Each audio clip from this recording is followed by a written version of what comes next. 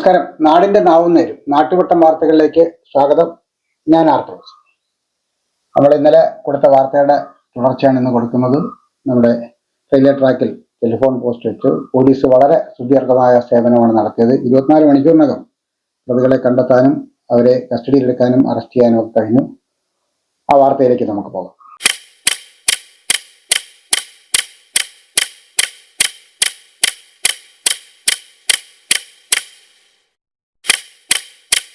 നാളെ ഫെബ്രുവരി 24 ദേശീയ central excise ദിനം, national central excise day. 13ാം Gregory മാർപ്പാപ്പയുടെ നിർദ്ദേശപ്രകാരം ഡോക്ടർ അലോഷ്യസ് ലിലിയസ് നിലവിലുണ്ടായിരുന്ന ജൂലിയൻ കലണ്ടറിലെ അപാകതകൾ പരിഹരിച്ച് ഗ്രിഗോറിയൻ കലണ്ടറിന് രൂപം നൽകി. ഹൈഡ്രജൻ വാതകം കണ്ടുപിടിച്ച ഫ്രഞ്ച് രസശാസ്ത്രജ്ഞൻ ഹെൻറി കാവൻഡിഷ് ചരമദിനം. ഇന്ദിരാഗാന്ധി പാലം എന്ന് കൂടി അറിയപ്പെടുന്ന പാമ്പൻ പാലം ഉദ്ഘാടനം ചെയ്തു. 1914 ഇത്. മദ്രാസ് സംസ്ഥാനത്തിന്റെ പേര് തമിഴ്നാട് എന്നാക്കാൻ സർക്കാർ തീരുമാനിച്ചു. 1961 ഇത്. രാജ്യസഭയിലേക്ക് നോമിനേറ്റ് ചെയ്യപ്പെട്ട ആദ്യ വനിത രുക്മിണി ദേവി അരുൺഡേൽ ചരമദിനം. സുപ്രീം കോടതിയുടെ മേരി ഡോഡ് കേസ് വിധിയുടെ ക്രിസ്ത്യൻ കുടുംബങ്ങളിലെ പിതൃസ്വത്തിൽ പെൺമക്കൾക്കും തുല്യ അവകാശം ലഭിച്ച ദിവസം. ഇൻഫർമേഷൻ ടെക്നോളജിയുടെ പിതാവ് എന്നറിയപ്പെടുന്ന US ഗണിതശാസ്ത്രജ്ഞൻ ക്ലോഡ് ഷാനൺ ചരമദിനം. എല്ലാ വർഷവും ഫെബ്രുവരി 24 ഇന്ത്യയിലുടനീളം സെൻട്രൽ എക്സൈസ് ദിനം ആഘോഷിക്കുന്നു. Central board of excise and custom CBEC രാജ്യത്തിന് നൽകുന്ന സേവനത്തെ ആദരിക്കുന്നതിനായാണ് ഈ ദിനം ആചരിക്കുന്നത്. CBECയുമായി ബന്ധപ്പെട്ട ഉദ്യോഗസ്ഥരെയും അവരുടെ സേവനങ്ങളെയും ആദരിക്കുന്നതിനായാണ് ഈ ദിവസം ആഘോഷിക്കുന്നത്. ഉദ്യോഗസ്ഥരെ തങ്ങളുടെ കർത്തവ്യങ്ങൾ ആത്മാർത്ഥതയോടെ നിർവഹിക്കാൻ പ്രോത്സാഹിപ്പിക്കാനാണ് ഇത് ചെയ്യുന്നത്. 1944 ഫെബ്രുവരി 24 സെൻട്രൽ എക്സൈസ് ആൻഡ് സാൾട്ട് ആക്ടിലെ നിയമനിർമ്മാണത്തിന്റെ ഓർമ്മയ്ക്കായാണ് ഈ ദിനം ആചരിക്കുന്നത്. Central board of indirect tax and കസ്റ്റംസിനെ കുറിച്ച് central board of indirect tax and customs മുമ്പ് central board of excise and customs എന്നാണ് അറിയപ്പെട്ടിരുന്നത്. കസ്റ്റംസ് നിയമങ്ങൾ നിർവഹിക്കുന്നതിനായി customs and central excise or central GST വകുപ്പ് സ്ഥാപിച്ചു. കസ്റ്റംസ്, സെൻട്രൽ എക്സൈസ് തീരുവ, central goods and service tax, IGST, customs central എന്നിവയുമായി ബന്ധപ്പെട്ട കാര്യങ്ങളുടെ ഭരണം, കള്ളക്കടത്ത് തടയൽ എന്നിവ സംബന്ധിച്ച നയരൂപീകരണം കൈകാര്യം ചെയ്യുന്ന ധനമന്ത്രാലയത്തിന്റെ റവന്യൂ വകുപ്പിന് കീഴിലാണ് ഇപ്പോൾ വകുപ്പ്. Excise, central goods and service tax, IGST, മയക്കുമരുന്ന് എന്നിവ CBICയുടെ പരിധിയിൽ വരുന്നു. കസ്റ്റം ഹൗസുകൾ, സെൻട്രൽ എക്സൈസ്, സെൻട്രൽ GST കമ്മീഷണറേറ്റുകൾ, സെൻട്രൽ റവന്യൂ കൺട്രോൾ ലബോറട്ടറി എന്നിവയുൾപ്പെടെ അതിന്റെ കീഴിലുള്ള സ്ഥാപനങ്ങളുടെ ഭരണപരമായ അധികാരമാണ് ബോർഡ്. ആഘോഷത്തോടനുബന്ധിച്ച് രാജ്യത്തുടനീളം വിവിധ സെമിനാറുകൾ, ശില്പശാലകൾ, വിദ്യാഭ്യാസ സാംസ്കാരിക പരിപാടികൾ, ബോധവൽക്കരണ പരിപാടികൾ, മത്സരങ്ങൾ, അവാർഡ് ദാന ചടങ്ങുകൾ എന്നിവ സംഘടിപ്പിക്കുന്നു. കൂടാതെ ബന്ധപ്പെട്ട വകുപ്പുകളുടെയും ഉന്നത അധികാരികളുടെയും നേതൃത്വത്തിൽ ബോധവൽക്കരണ പരിപാടികളും നടത്തുന്നുണ്ട്. റെയിൽവേ പാളത്തിന് കുറുകെ ടെലിഫോൺ പോസ്റ്റ് വെച്ച സംഭവം അട്ടിമറിയെന്ന് FIR. പ്രതികളെ സംഭവ സ്ഥലത്തെത്തിച്ച് തെളിവെടുത്തു. കൊല്ലം ചെങ്കോട്ട റെയിൽവേ പാതയിൽ കുണ്ടറ നെടുമ്പായിക്കുളം ഭാഗത്ത് റെയിൽവേ പാളത്തിന് കുറുകെ ടെലിഫോൺ പോസ്റ്റ് വെച്ച സംഭവത്തിൽ അട്ടിമറി ശ്രമമെന്ന് കുണ്ടറ പോലീസ്.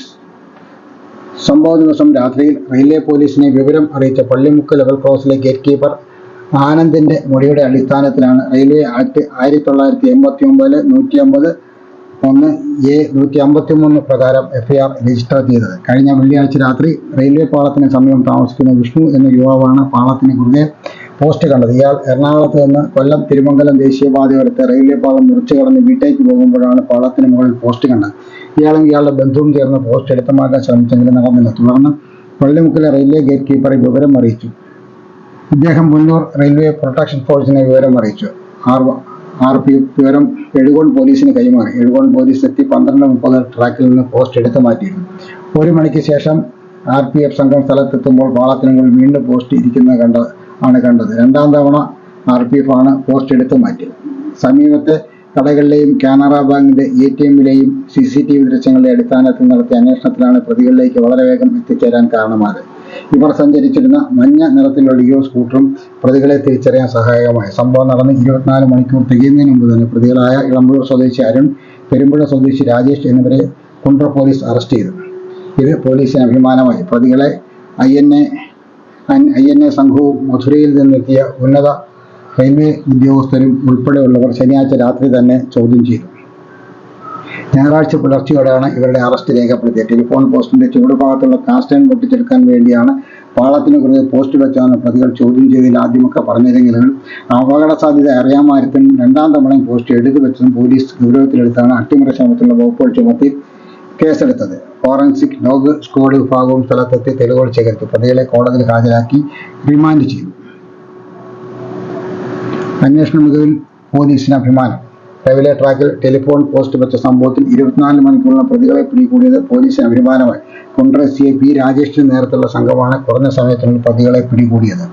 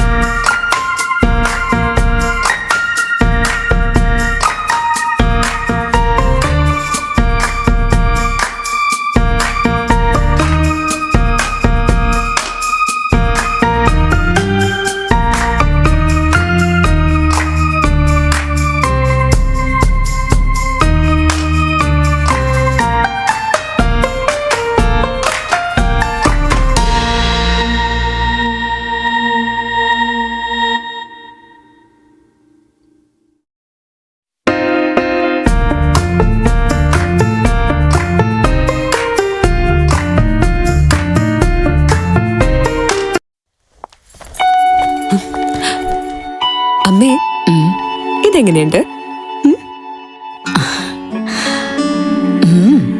നന്നായിരിക്കുന്നു. എന്റെ മരുമോൾക്കിത് നന്നായി ചേരും. ഇത് അമ്മയ്ക്കുള്ളതാ. അമ്മയുടെ കൈകൾക്ക് എന്ത് ഭംഗിയാ. ഇത് വേണം. അമ്മയ്ക്ക് എപ്പോഴും ഞങ്ങളുടെ സന്തോഷാ വലുത്. പൊന്നു പോലെയുള്ള ഈ അമ്മയുടെ സന്തോഷം ഞങ്ങളും കാണട്ടെ. Express your love with golden moments. Chinnus fashion jewellers Kundara. വിളംബരത്തിന്റെ നാട്ടിൽ വിശ്വസ്തയുടെ നാമം.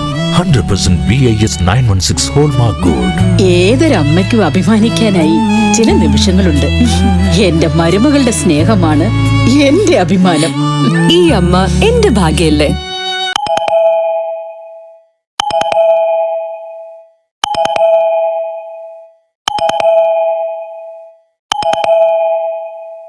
കരിമ്പ് പൂത്താൽ ഉടമ മരിക്കുമെന്ന് പറയുന്നത് കേട്ടിട്ടുണ്ടാകുമോ? ഇങ്ങനെ ഒരു പഴമൊഴിയുണ്ട്. എന്തുകൊണ്ടായിരിക്കാം ഇങ്ങനെ പറയുന്നത്? ഇതിൽ വല്ല സത്യവും ഉണ്ടാകുമോ? ഇന്ന് നമുക്ക് അത് പരിശോധിക്കാം. കരിമ്പ് പുല്ല് വിഭാഗത്തിൽപ്പെട്ട ഒരു സസ്യമാണ്. അത് ഒരു പ്രാവശ്യം മാത്രം പുഷ്പിക്കുന്നു. പുഷ്പിക്കുന്ന സമയത്ത് പരമാവധി ഊർജം അതിനായി മാത്രം ഉപയോഗിക്കുന്നു. പ്രജനനമാണല്ലോ ജീവജാലങ്ങളുടെ ലക്ഷ്യം. ഏതു ചെടിയും പൂക്കുമ്പോൾ അതിനായി ധാരാളം ഊർജം ചിലവഴിക്കേണ്ടി വരും. വളർച്ചയെത്തിയ ചെടി ശരീരത്തിൽ ശേഖരിച്ചു വെച്ചിരിക്കുന്ന ഭക്ഷണമാണ് ഇതിനായി ചിലവിടുന്നത്.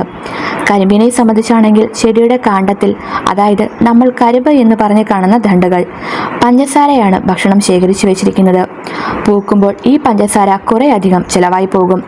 അങ്ങനെ പഞ്ചസാര കുറഞ്ഞ കരിമ്പായിരിക്കും പൂത്തു കഴിഞ്ഞാൽ കർഷകന് കിട്ടുക.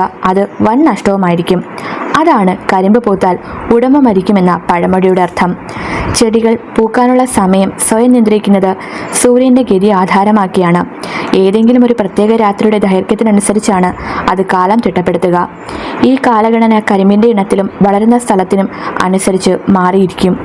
ഈ പ്രവർത്തനത്തെ ചെടിയിലെ ജൈവഘടികാരം അല്ലെങ്കിൽ ബയോളജിക്കൽ ക്ലോക്കാണ് നിയന്ത്രിക്കുന്നത്. മനുഷ്യരിലുമുണ്ട് ജൈവഘടികാരം. സ്വർണ്ണ വ്യാപാരികളുടെ സെക്രട്ടേറിയറ്റ് ധർണയിൽ ജില്ലയിൽ നിന്ന് 200 വ്യാപാരികൾ പങ്കെടുക്കും. അന്യായമായ റിക്കവറിയുടെ പേരിൽ സ്വർണ്ണ വ്യാപാരികളെ കള്ളക്കേസിൽ കൊടുക്കുന്ന പോലീസ് നടപടി അവസാനിപ്പിക്കണം എന്നാവശ്യപ്പെട്ട് ഈ മാസം 25-ന് നടക്കുന്ന സെക്രട്ടേറിയറ്റ് ധർണയിൽ കൊല്ലം ജില്ലയിൽ നിന്ന് 200 സ്വർണ്ണ വ്യാപാരികൾ പങ്കെടുക്കുമെന്ന് all Kerala gold and silver merchants association ജില്ലാ കമ്മിറ്റി. മോഷ്ടാവിന്റെ മൊഴിയുടെ പേരിൽ സ്വർണം റിക്കവറി നടത്താം എന്ന നിയമം വ്യാപകമായി ദുരുപയോഗം ചെയ്യുകയാണ്. റിക്കവറിയുടെ മാനദണ്ഡങ്ങൾ എല്ലാം ലംഘിച്ചാണ് പോലീസ് സ്വർണ്ണ വ്യാപാരികളെ കസ്റ്റഡിയിൽ എടുക്കുന്നത്. ആലപ്പുഴ മുഹമ്മദ് രാജി ജ്വല്ലറി ഉടമ രാധാകൃഷ്ണനെ ഫെബ്രുവരി 6-ന് കസ്റ്റഡിയിലെടുക്കുകയും 7-ന് കടയിൽ ഹാജരാക്കി റിക്കവറി ആവശ്യപ്പെടുകയും ആണ് ഉണ്ടായത്. പോലീസ് കസ്റ്റഡിയിൽ മർദ്ദനത്തിലാണ് രാധാകൃഷ്ണൻ കൊല്ലപ്പെടുന്നത്. ഉത്തരവാദികളായ പോലീസ് ഉദ്യോഗസ്ഥർക്കെതിരെ നടപടി സ്വീകരിച്ച് സമഗ്രമായ അന്വേഷണം നടത്തണമെന്ന് ജില്ലാ കമ്മിറ്റി ആവശ്യപ്പെട്ടു. അസോസിയേഷൻ ജില്ലാ president advocate S Abdul Nasar അധ്യക്ഷത വഹിച്ചു. General secretary B Premanand, treasurer S Palani, സംസ്ഥാന വൈസ് പ്രസിഡന്റ് നവാസ് പുത്തൻവീട്, സംസ്ഥാന കൗൺസിൽ അംഗങ്ങളായ എസ് സാദിഖ്, വിജയകൃഷ്ണ വിജയൻ, ജലീൽ കുറുമ്പേലിൽ, നാസർ പോച്ചയിൽ, ആർ ശരവണശേഖരൻ, അബ്ദുൾ റസാഖ് രാജധാനി, ഹുസൈൻ അലയിൽ, കണ്ണൻ മഞ്ജു, ജില്ലാ വൈസ് പ്രസിഡന്റുമാരായ സുനിൽ വനിത, ഒ അബ്ദുൽ മുത്തലിഫ് ചിന്നൂസ്, അഡ്വക്കേറ്റ് സുജിത് ശില്പ, രാജീവൻ ഗുരുകുലം, സെക്രട്ടറിമാരായ Abdul Rasheed Karali, advocate Navas Aishwarya, Nabeeb new fashion, Jose Pappachan, Haridas മഹാറാണി, അബ്ദുൾ ഗഫൂർ സത്താർ, ചേനല്ലൂർ ബോബി റോസ് തുടങ്ങിയവർ സംസാരിച്ചു. ലക്ഷ്യത്തിലേക്കുള്ള വഴി അന്വേഷിക്കുകയാണോ നിങ്ങൾ? ഉന്നത വിജയം നിങ്ങളുടെ ആഗ്രഹമാണോ? ഫുൾ A+ നിങ്ങളുടെ സ്വപ്നമാണോ? ആദ്യമെത്താൻ അറിവിൽ തുടങ്ങണം, ആഴത്തിൽ തുടങ്ങണം. മികച്ച വിജയം യാഥാർത്ഥ്യമാക്കാൻ വേണൂസിലേക്ക് സ്വാഗതം. എല്ലാ ക്ലാസ്സുകളിലേക്കുമുള്ള അഡ്മിഷൻസ് ആരംഭിച്ചിരിക്കുന്നു. വേണൂസ് കോളേജ്, കുണ്ടറ, ഇളമ്പള്ളൂർ, കുഴിമതിക്കാട്, ചൊവ്വള്ളൂർ. നാട്ടുവട്ടം വാർത്തകൾ ഇന്നിവിടെ സമാപിക്കുമ്പോൾ ലൈല ക്രിയേഷൻസിന്റെ ബാനർ നിർമ്മിച്ചിട്ടുള്ള 14 ഹ്രസ്വചിത്രങ്ങൾ ഇപ്പോൾ യൂട്യൂബിൽ ലഭ്യമാണ്. 15-ാമത്തെ ഹ്രസ്വചിത്രം സ്വാഹ ഈ വരുന്ന വെള്ളിയാഴ്ച 28-ാം തീയതി വെള്ളിയാഴ്ച വൈകുന്നേരം 4:30 നമ്മുടെ ഇളമ്പള്ളൂരിലുള്ള പാസ് ഹാളിലാണ് അതിന്റെ ആദ്യ പ്രദർശനവും യൂട്യൂബ് റിലീസും ബഹുമാനീയനായ MLA PC വിശ്വനാഥ് നിർവഹിക്കുന്നത്. നിങ്ങളെ ഓരോരുത്തരെയും ആ സിനിമ കാണാൻ തീർച്ചയായിട്ടും ഞങ്ങൾ ക്ഷണിക്കും. നിങ്ങളെല്ലാം എത്തിച്ചേരും എന്ന പ്രതീക്ഷയോടെ നാളെ രാത്രി വീണ്ടും പരസ്പരം നമുക്ക് നമ്മുടെ മൊബൈൽ ഫോണുകളിലൂടെ കാണാം. അതുവരെ നാട്ടുവട്ടം ടീമിന്റെ സ്നേഹം, ആദരം.